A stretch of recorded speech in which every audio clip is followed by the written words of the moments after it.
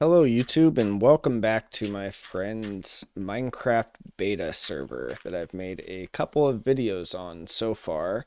This is, I don't know if it's going to be the last video that I do of this server and this build and world, but it's going to be a bit of a build tour of the castle project that I have been working on over the past few weeks. I've started filling out properly different businesses, residences, completing the wall, everything like that with the castle town. So I figured might as well take you guys alongside and show you what I've done so far. I've got a bit of sort of lore ishness that's happening with it, and the world building aspects have been really what's been keeping me along with playing on this build and progressing this area. So to start off, I've added a handful of both residences such as this one or businesses such as this, all in the broader stylization of the original Minecraft villager houses.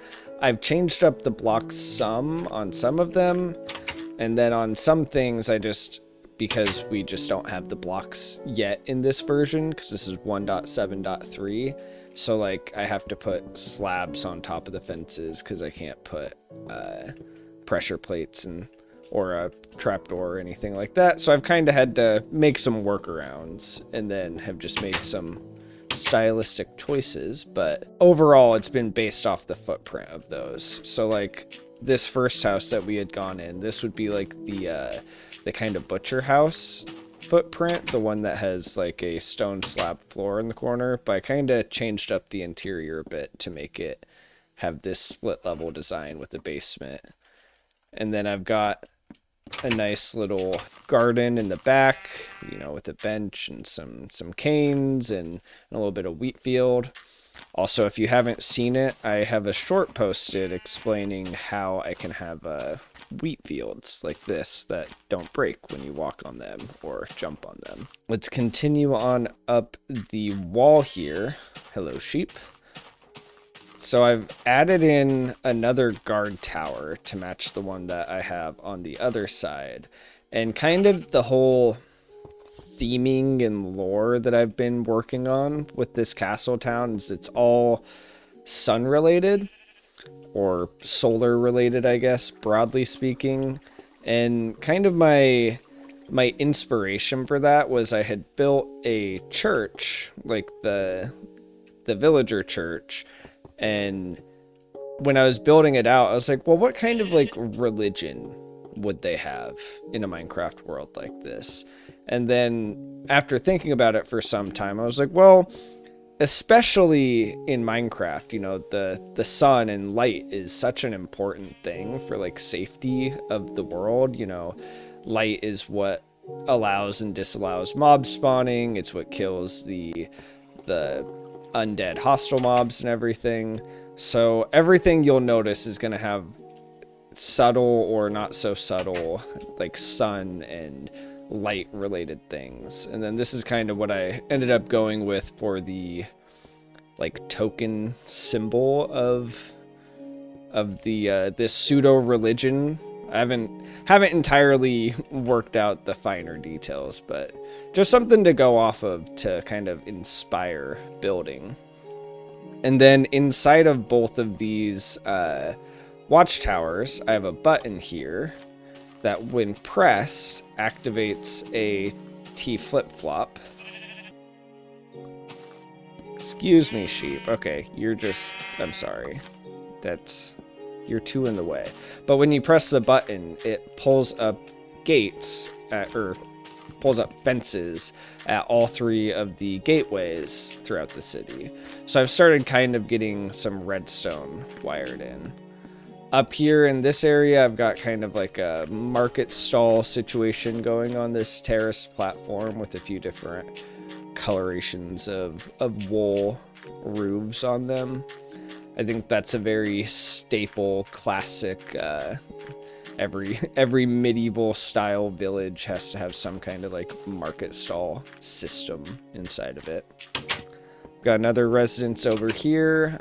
This one I went with having a lofted area with like a little library, and I guess here we'll give them a sign and a feather. Lofted library area, and then after I built that library over there, I decided I wanted to change up how I was doing the tables, and then I remembered this trick with having upright pistons like this. So most of the houses have these instead of the fence and slab. A nice little, again, drop floor area for this bedroom in here. Over here, I've got kind of the local pub called the Radiant Barstool. And this is also just the shell of the library. I just changed up the interior some. So we've got this nice corner booth and then another smaller table over here. And then using detector rails on top of furnaces to make it kind of look like you got like a grill or burner situation going on, which that's honestly a trick that I will still do in modern Minecraft to this day. We'll round over into this kind of central square area, and overall the keep is largely the same, but we'll round off the tour at the end with that one. We've got a large residence up here. I was originally going to do more of this footprint house, but I didn't have a lot of places that would fit this large of a house, so this is kind of the one central biggest house that we've got going on here. It's also got the I don't love the slab table, it's just a bit too tall, but we've got that going on over here. We'll round the corner into everybody's favorite of the OG villager buildings, the blacksmith. I did have to change it up a bit. For one, I made the anvil out of an iron block. Normally, it's just 2 stone slabs like this, and I don't know why Notch did that from the beginning. My assumption is they thought maybe they thought like giving you 9 free iron was too much or something, but I think making it out of iron just makes more sense. And of course, iron bars don't exist yet, so I just did kind of slabs to make the like venting for the forge area here. And then I added in a couple windows because it's pretty dark in here without them. By far a classic. You know, everybody likes seeing the stone slab ring around the roof up there like that. We've got another butcher house layout this time.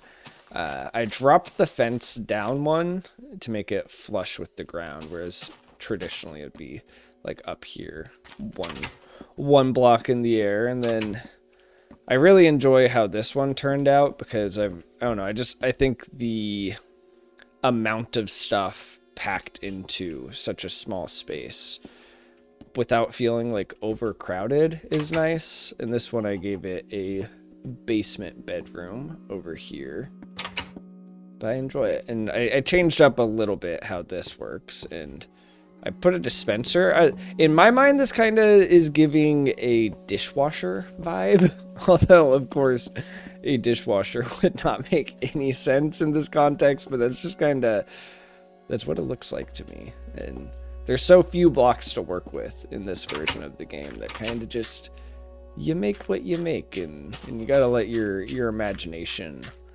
run a bit more rampant. So here's the watchtower of the early light. This will be our eastern watchtower, and if we hit the button in here, it'll lower the gates back down, leading to the outer district of the castle.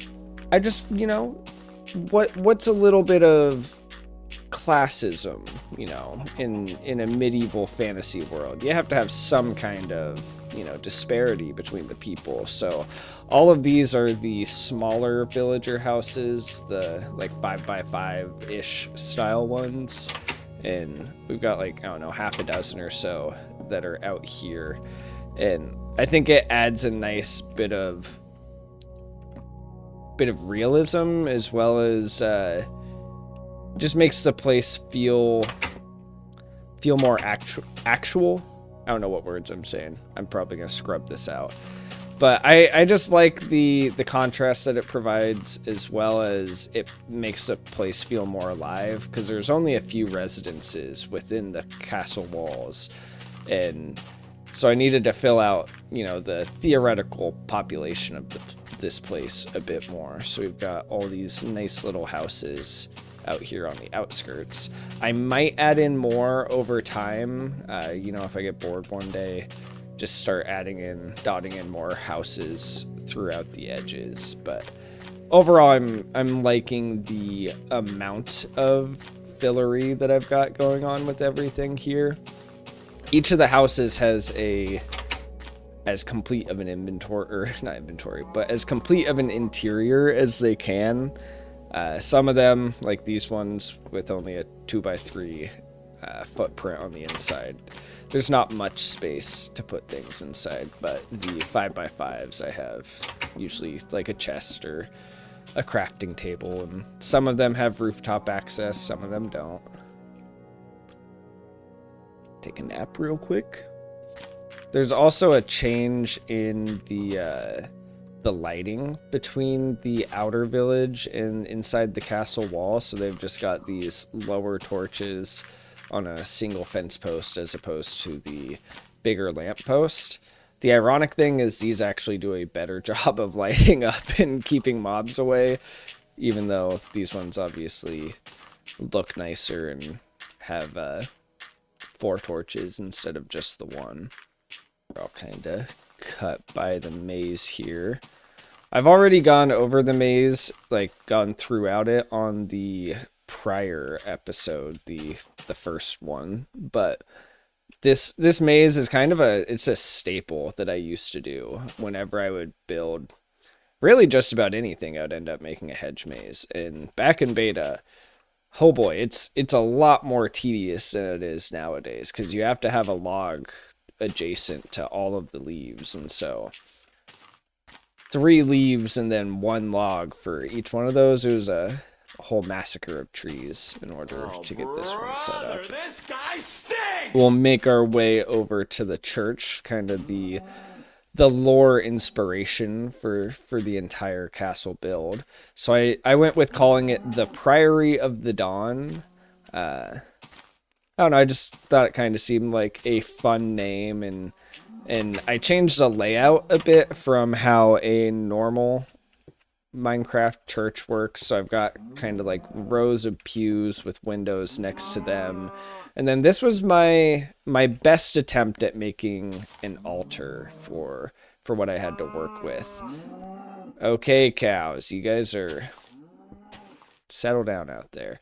Of course, in modern Minecraft, I'd probably just throw like a lectern up here or something, but I like how this turned out. I was kind of thinking it would be a little bit funny, like in a potential situation where, you know, you've got your priest or whatever religious figure it is that's operating this place. He's like preaching, saying his piece or whatever, and then he can pull like some trickery because he's got this crafting table here. So if he needed to, like, of course I have literally nothing that I can craft, but if he crafted something, be like, huzzah, a miracle of the sun, or whatever is going on with that. It's kind of the, you know, you gotta let your imagination run a little rampant when you're trying to make these builds and implicate lore and whatnot into them. You got to have fun with it and just make up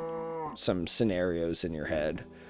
So this is where it is more specifically a priory. I figure that whoever the religious figure that operates this place would live up here on the 2nd level. And then another one of these icons, I don't know what they would call it, but it's kind of, in my mind, the gold block here is like representing, you know, conveniently as it's right there, the sun that's rising. And then I decided to give the church itself an actual gold block, and then the 2 guard towers just have yellow wool instead, kind of figuring like, oh, you know, gold being the precious resource, they would make sure to utilize that for the proper token at the ritualistic site, but the guard towers, you know, they would cheap out. Sorry, these guys are driving me insane. Good. Nope. I thought you were running away and staying quiet, but... So let's round off up here into the castle. I did make a few changes up here as well. So originally there was an additional terrace level here that went out over this direction. But I decided I didn't like how cramped the courtyard was looking, so I pushed this back, added in a fountain, so we have a nice wide area here.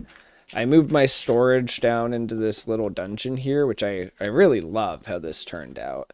I might, if I start running out of storage, I might like bust a hallway down here and then add more chests out that way. But I'm enamored with how this looks, with the lava lighting it down, making it look like a big dramatic forge here with all the furnaces and everything. And then up above, we just have a nice little walkway leading up to a bench and kind of a bit of a gardeny area. This was largely at request of my wife. She said that I needed more plants over here, so we already had that area up there, but I decided to fill in a bunch more plants here. And it's a nice little serene zone where, you know, the nobles of the land can sit and hang out in their safety of the upper levels of the castle. Well, you know, all the paupers down below do the work and maintenance of everything required here. I don't know. Again, you got to have imagination for this place. And then largely the main keep is unchanged for the most part, other than I took all of the storage and furnaces and everything out of here and moved them down below. And then I've improved the rose window up here. I threw a diamond block in the center and some lapis blocks around it, and I think it's got a lot more grandeur now than it did before. Then of course Sir Boingus, the patron of this land, the nobility, the man of title and stature. I guess not man, but wolf. But yeah, so this is my castle. I don't have a particular name for like the entirety of the village and everything. I've been kind of working on that, been bouncing some ideas off with my friends, which it's a lot of fun. You know, most of us are kind of dweebs. We play like D&D and stuff, and so the world building and the lore aspects when playing a sandbox game, I think they're important for keeping your inspiration. The keep itself, I decided just today that I'm calling it here, I need to hop up so we can read it, but the Seren Citadel. And I came with that because Seren is a Welsh word to mean sun, and so I kind of thought that would be a bit fitting, and then Citadel just to mean the castle itself. But I need a name for the actual entirety of the village and location. And you know, if anybody has any ideas for other little builds or additional bits that can be added in, feel free to let me know. I don't plan on playing much of this in the immediacy because I have my other my modern castle build that I need to kind of fill out and work on. But this has been a nice side project to work on over the last month or so, and I've really enjoyed how it's come around.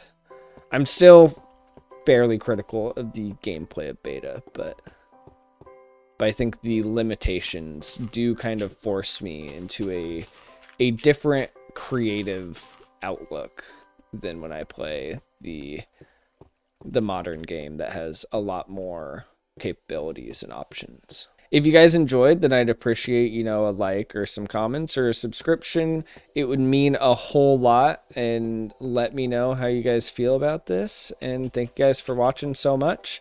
I'm not sure what exactly my next video will be, but stay tuned and there will definitely be more Minecraft content.